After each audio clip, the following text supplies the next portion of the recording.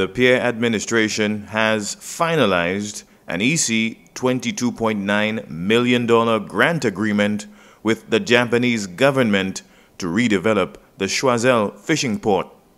And the repairs to the Choiseul complex is well needed, because that sedimentation is something that has plagued all parliamentary representatives for Choiseul. Every parliamentary representative for Choiseul, and Bradley not being different, always complains and needs and speaks about the sedimentation at the fisheries complex. It's an age-old problem that's continued for years, and regardless of how you desilt, it comes back all the time. So I hope we can get a more permanent solution to this issue in Choiseul. Sedimentation at the port entrance continues to be a perennial obstruction for Choiseul fishers.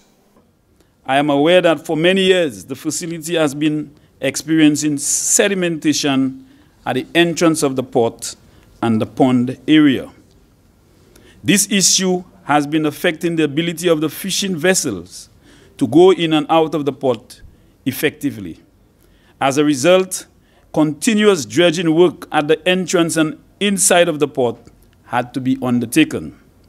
Therefore, the government of Saint Lucia is indeed pleased to have received support from the government of Japan to conduct data collection surveys on the current situation in Choiseul and to consider technical feasibility of countermeasures to recover and improve the effective functioning of the port.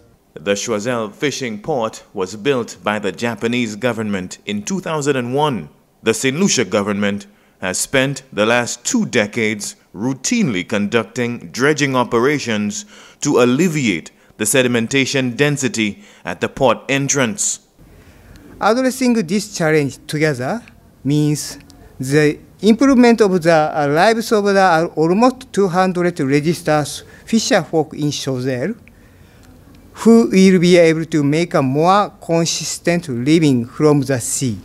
Limited fiscal space restricted government's ability to implement long-term countermeasures at the Choiseul fishing port.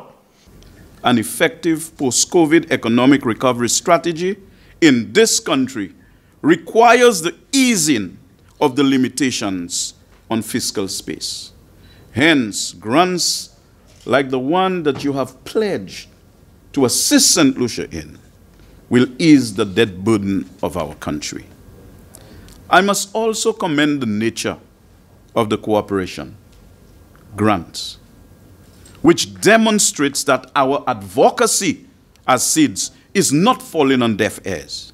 Saint Lucia's decades-old relationship with Japan and its continuing technical cooperation through the Japan International Cooperation Agency, JICA, has yielded a potential solution to what has been a decades-old problem. Submerged breakwater and dredging, as well as a second breakwater, will be constructed at the port. They will overcome the sand accumulation at the port entrance, which has presented a costly, frequent inconvenience to the government of Saint Lucia. The sand accumulation also limits the potential for economic activity and prosperity for fisherfolk and those who rely on fisheries sector. I believe that through the construction works under this project, users of the Choiseul fishing port will enjoy safer and more consistent operations. JICA is spearheading the project and has already completed data collection and preparatory surveys at the Choiseul fishing port. I must commend the Minister of Agriculture in his thrust for promoting food security.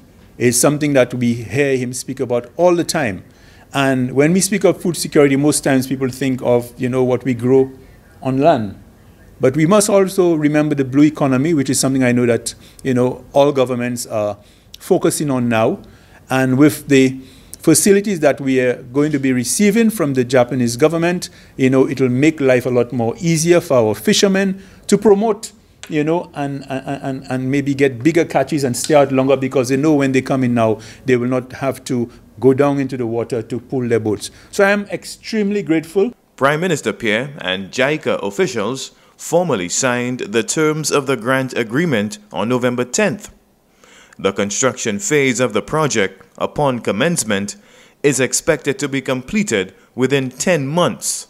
JICA will continue to monitor the project for a further 3 years after its physical completion. From the Office of the Prime Minister, Rihani Isidore.